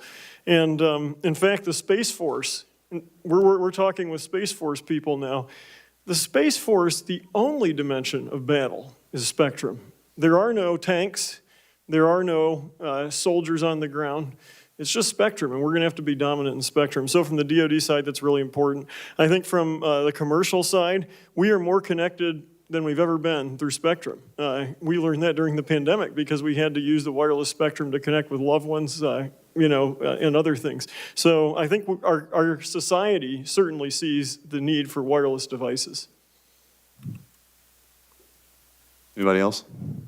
I think the challenge comes into play where we have to afford the military the ability to be agile in the spectrum and be able to maneuver and keep our adversaries off balance, which some of the technologies that Dr. Bayless is developing could help us to do. So if we were to field those, it would make our military more agile when it comes to sharing spectrum at home, and also more agile when it comes to creating problems for our enemies overseas. So that's really important. It'll take time to get to the point where those technologies can be incorporated into our military systems. Until then, we're going to have some hybrid approach. Thank you, Mr. Chairman. Thank you. Senator Hickenlooper. Thank you, Mr. Chair, and thank you all for being here. Appreciate how busy you all are. I think this is one of the key discussions we're going to have here all year. The Spectrum Relocation Fund, let me start with that, provides funding to federal agencies to research the feasibility of modifying and, if necessary, upgrading the federal systems that use spectrum. So SRF, at least as we see it, seems limited by only reimbursing a federal agency for necessary costs to update a system of quote-unquote comparable capability. So not the next level, but comparable capability. Many federal agencies have stated that the SRF limits their ability to upgrade their systems that use spectrum just to be able to continue fulfilling their missions. So, Mr. Pearl, why don't I start with you? Do you believe SRF could be reformed to better incentivize agencies to share or reallocate spectrum? Why or why not? Yeah, and I think I would put it stronger and say that SRF must be reformed, I think, if we're going to resolve these issues. I was trying to say that myself, but I was being generous. But yeah, I think you identified one of the key issues, which is that agencies need to be able to receive upgrades and have more advanced systems. Some of these capabilities we're talking about could be paid for with auction funds. I think it's also necessary to give NTIA the authority to get funding in order to do studies.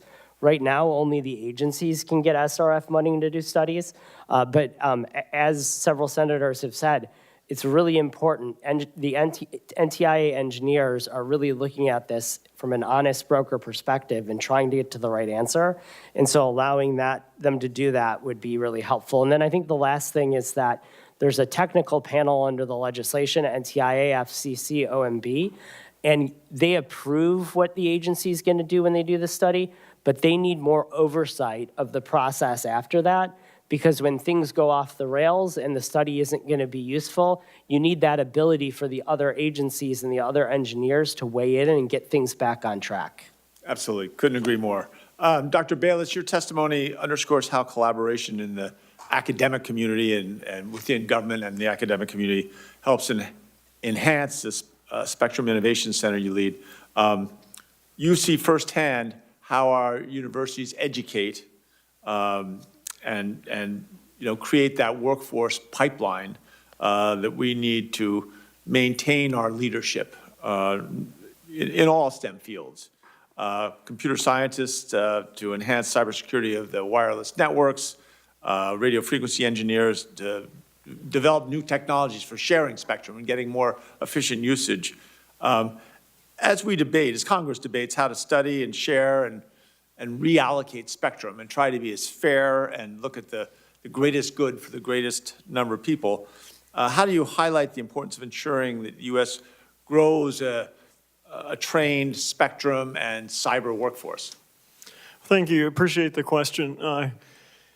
Workforce development's one of the important things we do, and I think it starts with the fact that our faculty, our staff researchers, our students that are on this project are all U.S. citizens. You won't find that in many academic centers, but we're a bunch of patriots because we want to see this country succeed and we want to see this country be the best in wireless technology. So it starts there. I think we have to develop an American pipeline of students that is going to be able to work on the future spectrum paradigm. So we've been doing a lot of efforts, one in which the National Science Foundation is currently funding, where we actually have undergraduate students from around the country apply to and get the opportunity to come to a 4-day residential workshop on one of our campuses, and we'll be holding 4 of them this summer. Actually, one in your state at Colorado State University is one of our universities, and we'll be holding one there. So you're welcome to come and check it out if you'd like. I'll do that. We also are involved with the Army Research Laboratory, who we've been commissioned through. We have a Smart Hub Fellows program where we actually place students at the lab working with some of our brightest minds in the laboratory and working with each other so that they can build cross-disciplinary expertise in spectrum. And we're expanding that to some other agencies now also. So we're definitely, that is a big part of bringing in the new adaptive and reconfigurable paradigm. Thank you. I appreciate that. I'm kind of out of time. Mr. Clark, and I'll leave this, you can answer very, very concisely. This partnership between the federal government and the auctions around how spectrum gets divvied up. How do you look when you're evaluating spectrum used for a federal mission? How important is it for the agencies to have a meaningful and collaborative role in that feasibility study?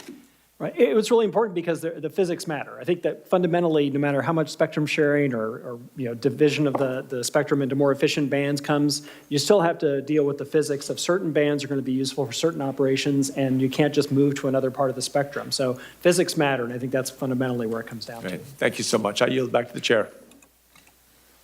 Thank you. Senator Curtis. Thank you, Mr. Chairman. Our national security is a top priority. Without it, we are a nation at risk of attack from those who would do us harm. I support the Department of Defense. But when it comes to spectrum debate, the DoD and the commercial interest have been at stalemate for decades. After years of discussion, it seems unclear to me why something can't be worked out. It feels as if there's something I don't know. I know the DoD is not here today, but I suspect they're listening, and I would challenge them to better articulate just specifically what it is that they're not telling us. Perhaps it needs to be classified, and if so, I'm game for that briefing, but I think it's fair to say that I don't see it, and I think it's important that as a member of Congress, we better understand just exactly why we can't come to this consensus. Mr. Hazlitt, the United States won the 4G race, which led to considerable investment and innovation that resulted in the app economy being developed here in the United States. Looking ahead to the future of 5G and 6G technologies, I share a concern that many have that if the U.S. yields its technology dominance to China, future economies may develop abroad instead of at home. Can you speak to the importance of the United States being the global leader on 5 and 6G technologies? Well, we simply squander an opportunity to move ahead and to make the economy stronger, have innovation here that, by the way, has benefits way beyond the auction revenues. So when talking about scoring the auction revenues, my economist reaction is you're leaving out the biggest part of this, which is surging the economy and, in fact, getting tax revenues over time. These are routinely led on the other side. I'll just quickly say one thing. Yes, this debate between civilian and military, it's been going on since... Let's figure it out. Before 1920. So I had meant to save this question if I had enough time, but you brought it up, so I'm just going to hit it right now. The CBO has consistently misscored the revenue, and I understand you're talking about additional revenue that comes from that. How is it that we keep getting wrong by such dramatic numbers, the value of these? Good question. I don't have an answer to that. Their score is 51% lower than the average sale. All right, we'll let you off because I have a whole bunch of other questions. Mr. Bayless, could you explain the difference between full power exclusive use spectrum licenses versus potential spectrum sharing models, and how those different policy approaches might impact the rollout of the next generation wireless technologies? So I think what you mean by exclusive full power is that's the only device that gets to use the band. I think you mean by dynamic spectrum sharing that there's some level of interplay.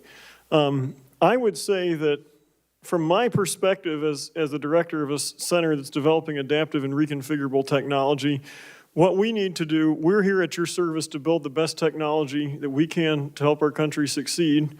And we're happy to inform you of where the technologies are.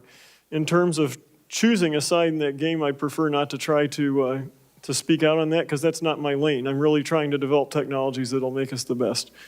Okay, yeah, Mr. Pearl, did you want to comment? Yeah, I would just mention that I would separate a bit in terms of full power versus low power, and they both have their benefits and advantages, as we've seen with cellular networks and Wi-Fi. Although full power doesn't necessarily need to be exclusive use, and I'm actually not aware of a federal spectrum transition that is completely exclusive use in the sense that DoD completely cleared out. And so I do think there can be, you can look at it both ways where you're looking at full power but not necessarily exclusive use, and vice versa with low power. So just would mention that. Okay, good, that's helpful. While we're on you, let me ask you a question. As mentioned, DoD's not here, so we'll pick on you. The demand, as we all know, for mid-range spectrum is high, and it's not going away. DoD says they can't afford to give up a single part of their spectrum without negative national security consequences.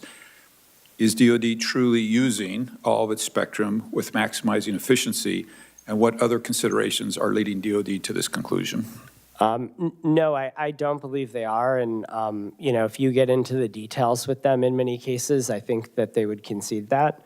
And I think that, it's necessary to work with all the right constituencies in DOD. One thing I would mention is that you're hearing one thing at the briefings, but there are people in DOD that have a more innovative mindset and see some of the advantages here. And I think figuring out how to empower some of those people and bring them to the table is really helpful because that's how we can solve some of these problems. Good. I'm out of time. I would like to just close with that I'm a DOD supporter, right? I want them to have what they need, but I also think we can work this out.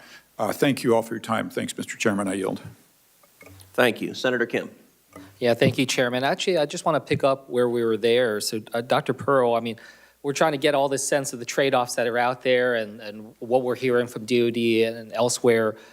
And I guess I would just ask you, do you think that this committee would benefit from having a classified briefing conversation with DOD and try to dig into some of those other people that you're talking about, that could try to bring to light some of what this is? I'm just kind of curious your thoughts on that front. I do, and I think that it would be helpful to work with the right people and bring in some engineers, to that process, because what it really comes down to is not just the high-level briefing. It's getting into, here's a critical system, and here's the actual impact it would have on performance if it used less spectrum, and getting very precise about that.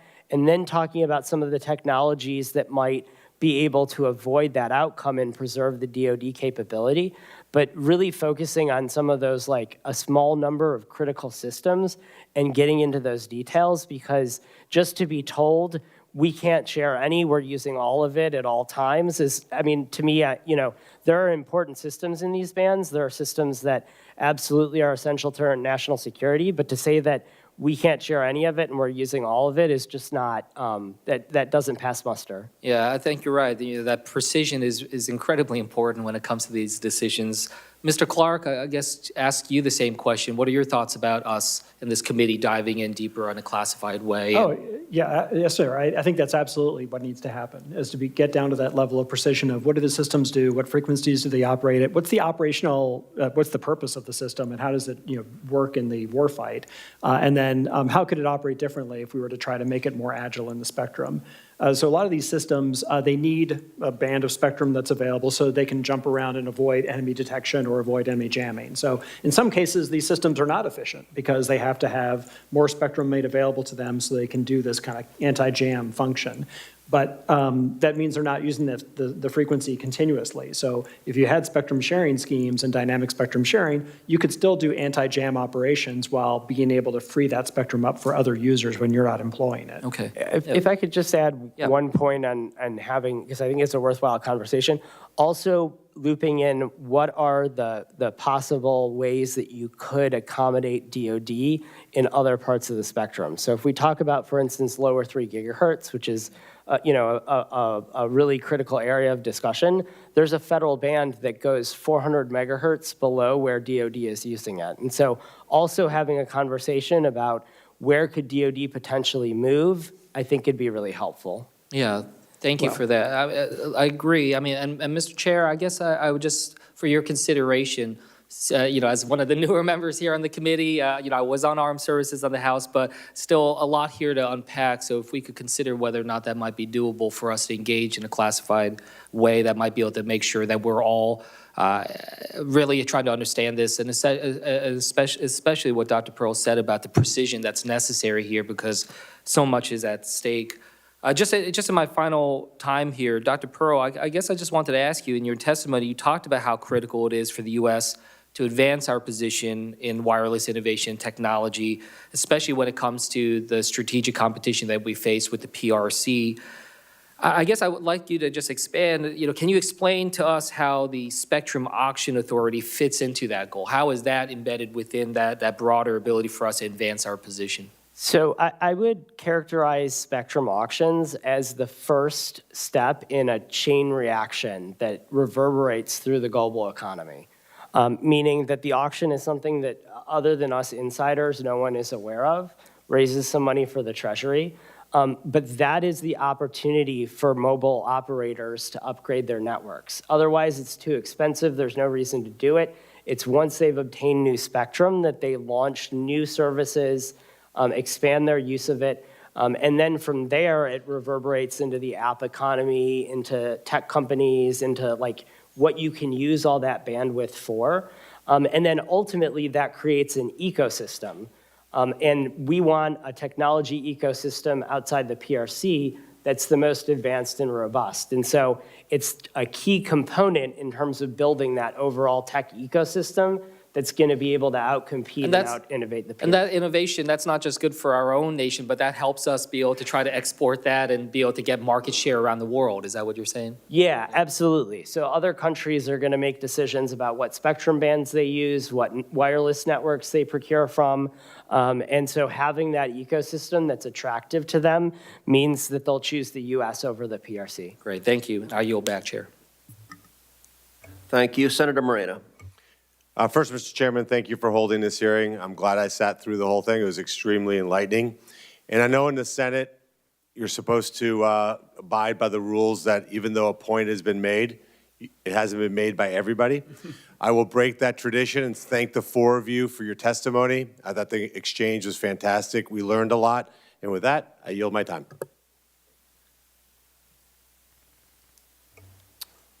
Very good. You may win the prize for brevity. I must say, I'm not sure you're going to make it as a senator.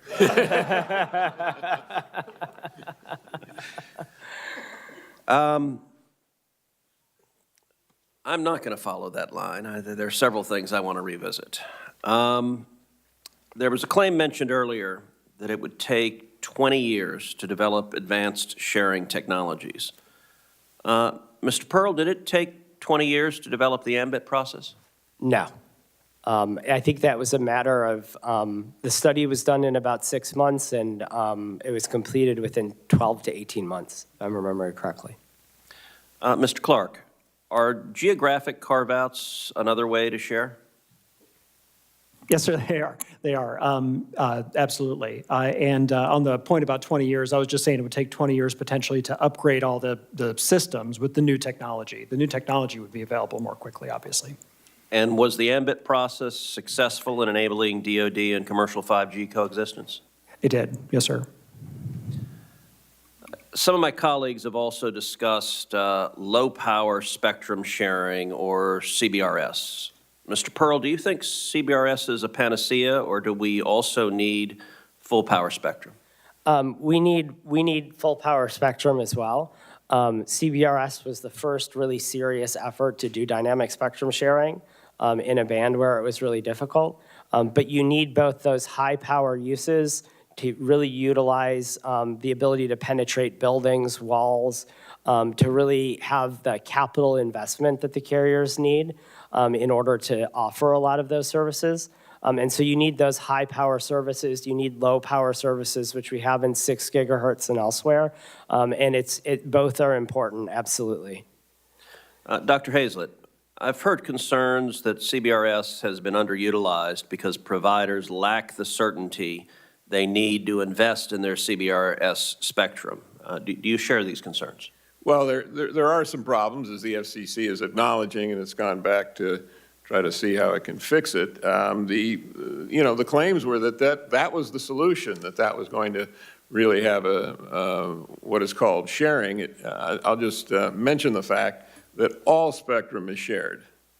Okay, what's called exclusive use is not exclusive at all. You have networks in the United States with 100 million subscribers, and they share these aggregations of bandwidth. And in fact, there's all kinds of models that have developed between firms, between providers, when you do get the incentives to come together and make deals. And so in terms of, yes, people coming in from the private sector dealing with government assignments, the fact is that paying to share, in other words, paying to separate the allocations between the new users and the existing users, that's a very effective form of sharing. So it's really not just science. It's incentives to come together. That's why things like overlays are so important. It's why a better system of audits, which has been talked about, this has been suggested 25 years ago to the FCC, to in fact have by auction or assignment, have private firms come in and actually audit spectrum that's being used by government agencies to see if there are opportunities there for sharing. But maybe it's money coming to the agency in an improved version of the spectrum relocation process to get that out there. Mr. Clark, we heard from my colleague Senator Fisher that a pipeline bill would require exclusive licensed use of and vacating or clearing DoD out of bands. Now, as you know, the Spectrum Pipeline Act that I've authored requires a pipeline of full power, not exclusive use, and does not identify any specific bands. Mr. Clark, is there anything in that bill that is inconsistent with your testimony or Senator Fisher's concerns? No, in theory, it isn't. And I think the challenge will be implementation, because depending on how much your target is to try to clear, it may prove difficult to be able to work out an arrangement so that the commercial and military users can both employ that spectrum. And the auction may not be affordable or attractive from the commercial company's perspective, because the geographic patchwork they may end up with, or the spectrum sharing requirements are going to be such that maybe it makes it too expensive for them to pursue. So, Mr. Pearl, we had an exchange with Senator Fisher and Mr. Clark where they were discussing the theory that China's public push to lead in wireless technology is just a mind game, that they're somehow baiting the United States with ambitious plans and they're secretly holding back, trying to trick us into giving up spectrum to the commercial sector. I find that a particularly odd conspiracy theory given the actual facts of what we know. First of all, we know that Huawei and other Chinese manufacturers are actively and successfully pushing worldwide adoption of Chinese 6G equipment standards. That wouldn't be possible without China having made its spectrum available for commercial use. Secondly, China has aggressively targeted our telecommunications industry, has tapped the phones of top officials, including President Trump and Vice President Vance, and prompted this committee to fully fund a multi-billion-dollar rip and replace program to remove Chinese equipment from American networks. Mr. Pearl, would American national and economic security be harmed if Chinese firms like Huawei and ZTE set the global standard for 6G network equipment via this first mover advantage? And how would that affect the global competitiveness of U.S. companies?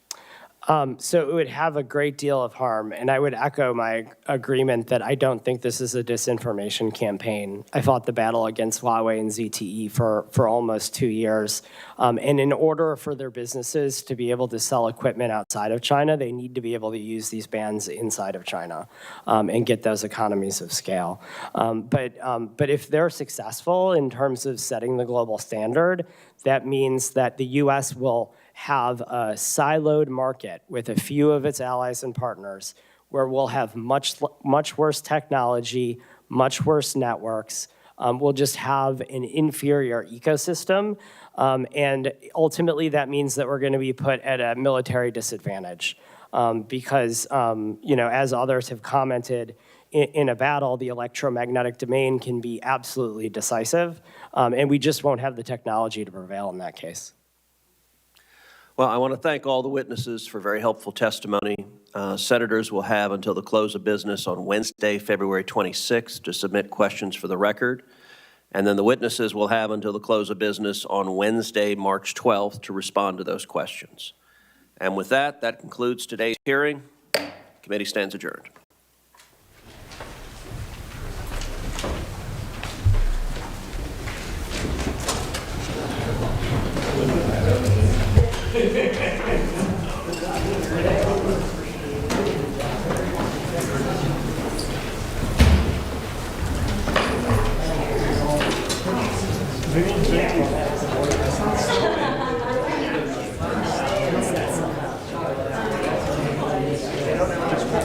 Yeah.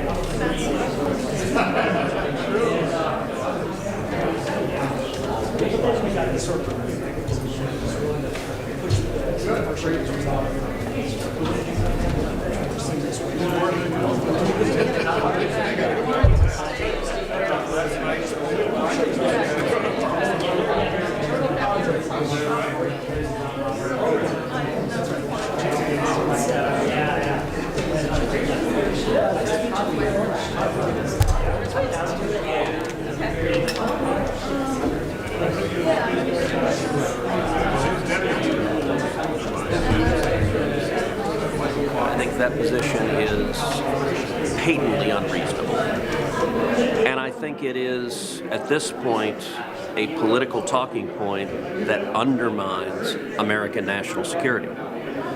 Two of the questions I asked at the opening that the Pentagon has no good answer for is there are 50 nations worldwide who allow commercial use of major portions of this spectrum.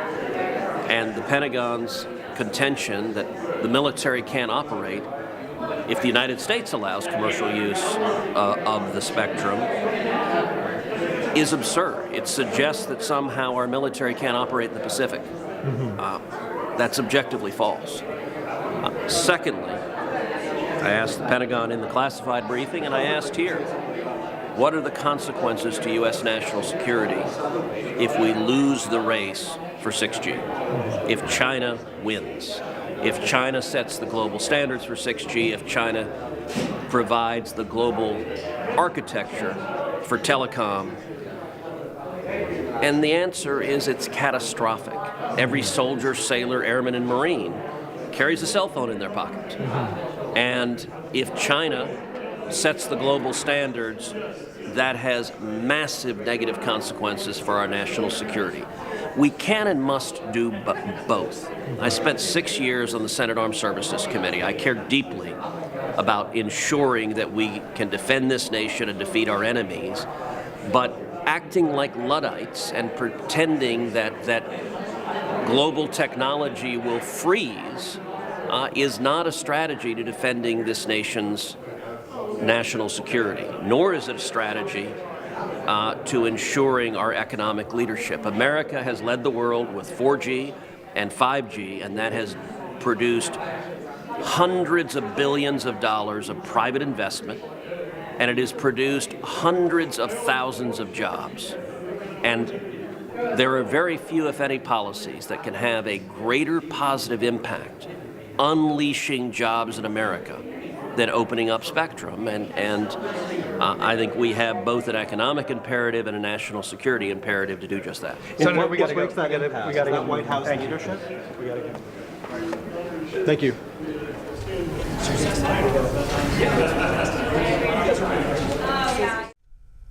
This week, tune in.